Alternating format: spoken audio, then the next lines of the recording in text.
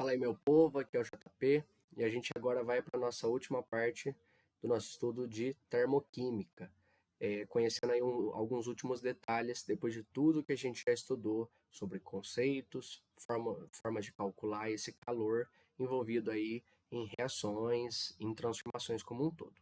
Bom, uma coisa que pode aparecer para a gente trabalhar, né, em exercícios é a relação do ΔH com combustíveis. Então, como já foi falado anteriormente, o ΔH de uma combustão é sempre um valor negativo, né, porque a gente tem a liberação de energia, então eu vou ter justamente uma transformação exotérmica, tá? E aí, obviamente, a vizinhança vai ter a sua temperatura aumentada nessa combustão, ok? Por isso a gente sente esquentar. O conceito para relacionar ΔH e combustíveis é o conceito de poder calorífico. O que é isso?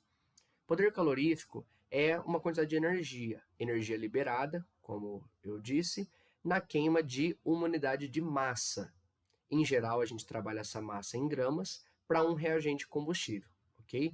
Então, assim, tradicionalmente nos exercícios, esse ΔH, que depende da quantidade, como a gente já viu, ele vem em kJ ou quilocaloria por mol, ok? Nas reações tradicionais.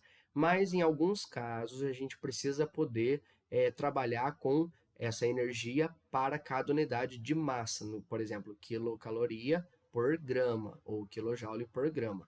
E por que isso acaba sendo útil?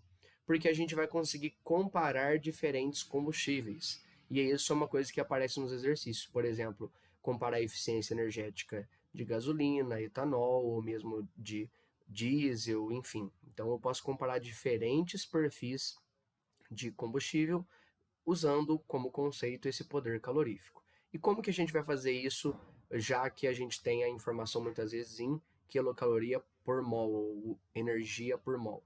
Bom, a gente vai utilizar, quando eu tiver esse valor em mol e eu quero transformar em massa, a gente já viu que mol para massa, utilizamos a massa molar. Então a gente calcula a massa molar desse combustível e faz a estequiometria para poder transformar. Por exemplo, se eu tenho 20 quilocalorias para 1 mol e a massa molar é 30 gramas, então a gente pensa 20 quilocalorias é 30 gramas, quantas calorias? 1 grama, né, já que é a unidade de massa, ok?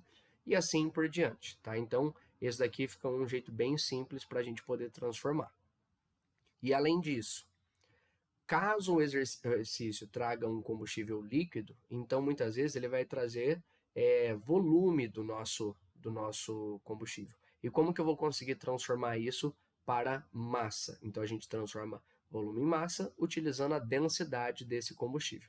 Tá? Então também pode aparecer. No caso, quando a gente quiser calcular gasolina, etanol, que são combustíveis líquidos, fazemos esse uso da densidade. Tá?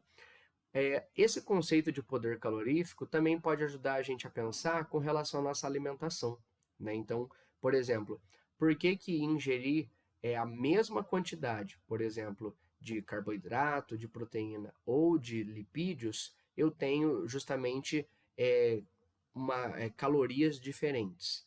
Tem a ver com isso, porque na hora que a gente pensa nesse consumo, a gente precisa ver o poder calorífico para cada uma dessas coisas. E aí fala que um lipídio é mais calórico, por exemplo, que uma proteína, que um carboidrato, justamente porque 1 grama desse meu lipídio vai liberar muito mais energia do que 1 grama de carboidrato ou de proteína, que tem aí, em geral, um valor muito próximo. Tá?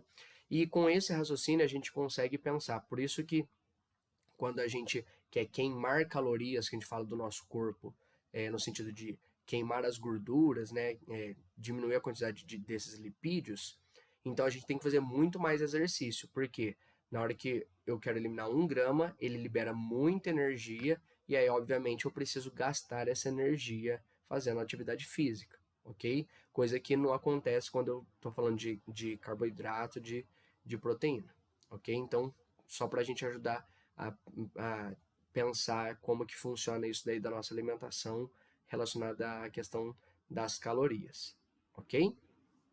E muito cuidado, tá?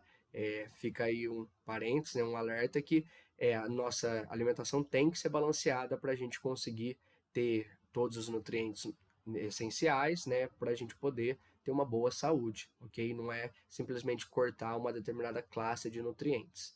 Lá na nossa aula de bioquímica a gente conversa um pouquinho mais aprofundado disso, ok? E um último conceito para a gente fechar o nosso vídeo é o conceito de espontaneidade da reação. Então, uma reação espontânea é aquela que naturalmente pode acontecer. Primeira coisa, essa espontaneidade não vai estar relacionada necessariamente a ser uma reação rápida. Então, muitas vezes eu tenho uma reação que é espontânea, mas que é extremamente lenta. Depende aí de outros fatores para a gente analisar se ela é lenta ou se é mais rápida, que é uma outra parte da química aí que é a cinética química que vai estudar melhor isso, da velocidade.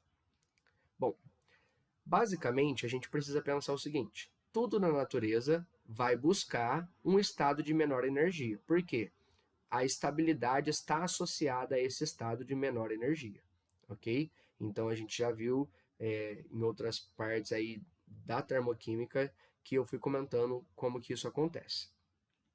E a gente determina se uma reação é espontânea ou não, calculando a chamada energia de Gibbs dessa reação, que é o ΔG. Essa energia de Gibbs vai depender basicamente, primeiro, da variação de entalpia do processo, então, que leva em conta o conteúdo energético do nosso sistema, como a gente já analisou, ok? Então, aqui a ser endotérmico ou exotérmico vai contribuir para essa espontaneidade da reação, mas não vai ser simplesmente determinante. Por quê? Além da variação de entalpia, a gente também tem a variação de entropia, que é esse ΔS, que vai tratar do grau de desordem do sistema. Então, dentro da termodinâmica, que estuda essas transformações aí de energia, nós temos que é espontâneo que a variação de entropia de um sistema sempre aumente, tá? Para que a gente possa ter um processo aí dito natural, a variação de entropia vai aumentar, ok? E um outro fator que a gente vai ter que levar em conta é a temperatura para eu considerar. Então, pode ser que numa certa temperatura eu tenha uma reação espontânea, mas mexendo na temperatura, para essa mesma reação ela deixa de ser espontânea, ou vice-versa, tá? E a entropia tem essa relação com a desordem, porque se a gente pensar, por exemplo, num caso muito simples. Se a gente pega uma sala sem nada, né? Eu tenho vácuo dentro de uma sala. E quando eu libero um gás dentro dessa sala, o gás tende a ocupar o espaço da sala toda. Então, na verdade, ele fica mais espalhado, mais desorganizado do que ele estava antes. Porque é natural que aconteça isso. Então, a gente considera que o grau de desordem aumentou. Mesma coisa.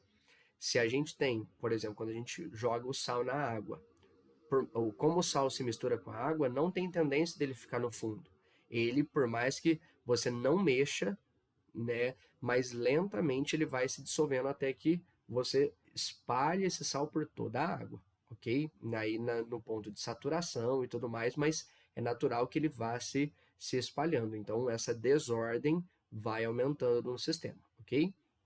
Então, quando a gente tem esses três fatores levados em conta, variação de entalpia, variação de entropia e a temperatura absoluta, ou seja, ela medida em Kelvin, ok? Que é a escala absoluta, a gente consegue chegar na energia de Gibbs utilizando a seguinte fórmula, que é ΔG vai ser igual ao ΔH menos o T vezes ΔS, ok? Então, ΔG, ΔH e ΔS são medidas aí de energias, tá? E aí a temperatura que vai influenciar no processo. E como faz para a gente saber? Se eu tiver todos esses valores, né, para calcular o ΔG de uma reação, a gente compara o seguinte: toda vez que o ΔG der um valor negativo, a reação será espontânea. E toda vez que eu tiver um ΔG positivo, ela não será espontânea. Tá? Então, pode ser que a gente consiga mexer nesse parâmetro da temperatura para encontrar uma temperatura a partir daquela temperatura que é adequado que aconteça.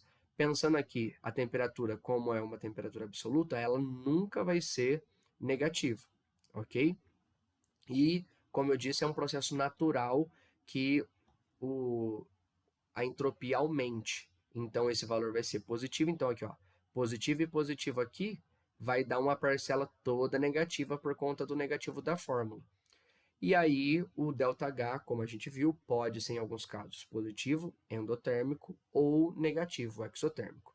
É exatamente por isso que a gente pensa, nossa, mas uma reação endotérmica, teoricamente, não era para acontecer então, porque endotérmica ela vai para um estado de maior energia. E a natureza, como a gente viu, busca essa menor energia. Mas por quê?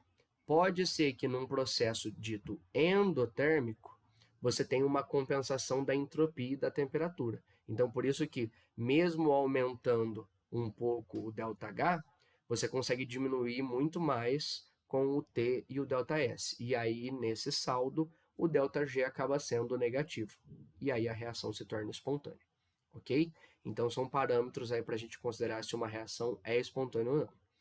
Não é comum aparecer essa parte, esse tópico de espontaneidade em vestibulares, tá? Muitas vezes, quando aparece, eles inclusive trazem a fórmula, explicam os conceitos e pedem para a gente calcular. Mas caso aparecer, também não tem muito segredo nisso. Vale aí a gente conhecer um pouquinho disso para interpretar melhor o que acontece numa reação química, ok? Bom, a gente fecha aqui o nosso estudo de termoquímica e seguimos depois com outras partes dentro ainda dessa grande área da química chamada físico-química. Muito obrigado aí pela sua companhia e a gente continua numa próxima. Tchau, tchau.